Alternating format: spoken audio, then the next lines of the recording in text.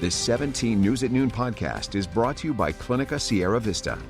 Welcome back to 17 News at Noon podcast, where we share your news on your schedule. Good afternoon, and thanks for joining us for 17 News at Noon. I'm Nicole Gitsky. We'll begin with a months-long investigation leading to the arrest of a former detentions deputy accused of having sex with inmates. According to the Kern County Sheriff's Office, Brandon Lawrence, a former deputy at the Lerdo Justice Facility, was arrested for alleged sexual activity with 4 inmates. Now, back in February, an inmate reported that Lawrence and her cellmate were having sex in the facility. After reviewing evidence, KCSO placed Lawrence on administrative leave February 5th. Then he resigned in April. The DA's office issued an arrest warrant, and Lawrence was taken into custody today. Well, police are investigating after finding a woman's body overnight in Onyx. According to the Kern County Sheriff's Office, the woman was found on Harmony Lane near the 178. KCSO says the body had signs of trauma, but had not specified any further. By our count, this marks the 47th homicide this year. Meantime, the Sheriff's Office is investigating after a man was found dead in southeast Bakersfield. Deputies were called to Weed Patch Highway near Moeller Road at around 1 p.m. Saturday. Law enforcement found one man with trauma to his body who was pronounced dead on scene. No word yet on the identity of the man or what led up to his death, but it is being investigated as a homicide. No suspect information is available right now, and the investigation is ongoing. If you know anything about this incident or the other incident, you are asked to contact KCSO at 861-3110. Well, it's been almost 3 weeks since an accused child killer escaped from jail, and that search continues. Tyrone Johnson and David Palms escaped the Lerdo Jail April 28th. Both are accused of killing 3-year-old Major Sutton in 2017. Palms was tracked down and arrested in Shafter later that same day, but more than 2 weeks now, and there's still no sign of Johnson. Tyrone Johnson is considered armed and dangerous. If you see him, do not approach him, but call 911. Now to an issue we continue to follow, catalytic converter thefts. Police are looking for 2 people accused of stealing a catalytic converter in southwest Bakersfield. According to the Bakersfield Police Department, it happened back in April at a home on Ranch House Road near the area of Ming Avenue and Gosford Road. 2 passengers got out of the car and took a catalytic converter from the victim's car. The first suspect is described as a man in his early to middle 20s, thin to medium build with a black bowl cut styled hair. He was last seen in a gray sweatshirt with a possible tattoo on his neck and forehead. The other suspect is a woman in her early to mid 20s with a fuchsia colored hair. BPD says it may be a wig. Now, she was last seen in a dark purple long sleeve top. They fled in a 2008 Honda Civic 4-door. If you know anything about this case, call BPD at 327-7111. Now to the latest on the numbers of coronavirus here at home. Public Health reported 22 new COVID-19 cases today in Kern County and 0 new deaths. The state reports that 28 people are being treated for more acute symptoms of COVID-19 in local hospitals. 6 patients are in area intensive care units. And the mass vaccination site at Cal State Bakersfield officially closed its doors Friday to transition to mobile clinics. Organizers say those clinics allow the vaccines to reach communities that need them most. If you'd like to get vaccinated this week, you can visit the mobile site at Ridgeview High School. It's happening Wednesday from 1 p.m. to 5 p.m. Walk-ins are welcome, and anyone 12 and older is eligible. We have a list of all the upcoming mobile clinics and more on our website, kget.com. Just click on the hot link icon. And a reminder for the Moderna and Johnson & Johnson vaccines, the age is 18 and up. For the Pfizer vaccine, anyone 12 and older is eligible.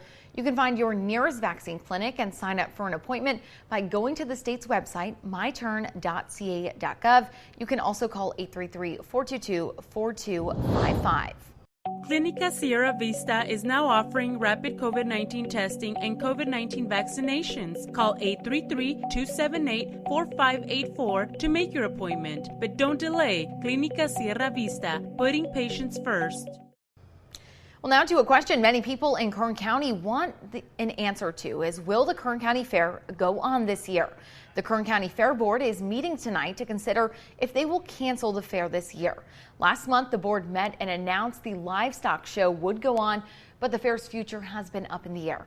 The meeting is at 5 p.m. You can watch it on our Facebook page, and we'll also have the full story on our website, kget.com. Well, the Biden administration announced today that about 39 million families will begin receiving monthly child tax credit payment for the first time. The payments are part of the expanded child tax credit program in the American Rescue Plan. Families will get monthly payments of up to $300 for each child under 6 years old and up to $250 for each child 6 to 18 years old. The first payments will start July 15th. Around 80% of the families that qualify will have direct deposits already set up and do not need to take any additional steps. The other 20% will get payments by check or debit card. Well, here at home, mask mandates will remain until June 15th. That's according to the California Department of Public Health. The state will keep current coronavirus guidelines until the state is scheduled to fully reopen. Currently in California, those who are fully vaccinated can go maskless in most places outdoors, but not indoors. California top health officials say they will decide about indoor mask policy after June 15th. Meantime, schools should continue to use face masks for at least the remainder of the school year. That is according to updated guidance from the CDC. The agency says all schools should implement and layer prevention strategies and should prioritize universal and correct use of masks and physical distancing. Also, even though kids ages 12 to 15 are now eligible to get the vaccine, the agency says they will not be fully vaccinated before the end of the current year. Well, if you need to get your children up to date on immunizations, you can today. Adventist Health is hosting a child immunization clinic in the parking lot of the Walmart Supercenter on Gosford Road. It's happening until 2 p.m. Vaccinations are free. Just call ahead to schedule an appointment. That number is 869-6740. And if you missed today's clinic, don't worry. There are plenty of other opportunities throughout the month. For more information, head to our website, kget.com. A local organization is helping to feed those in need. The MLK Community Initiative held their annual food giveaway. The group works to make sure people in our community are fed by offering 3 weeks worth of food. It's happening every third Monday of every month. All you need to do is pull up and a volunteer will load your car. If you can't make it today's event, the next one is scheduled for June 21st. Free food giveaways happen every third Monday. The Bakersfield Police Department and the Bakersfield Community Policing Organization are holding a virtual workshop tomorrow about how the community can safely record police officers. Now, the workshop will take place via Zoom from 6:30 to 8 p.m. The department says staff will talk with community members about how they can safely record officers, what the law says about recording, and how both community members and officers should approach such situations. For more information or to register for that event, you can head to our website, kget.com. Well, motorcyclists are swapping out their leather jackets and helmets for caps, hats, and ties, all to support research into men's health care.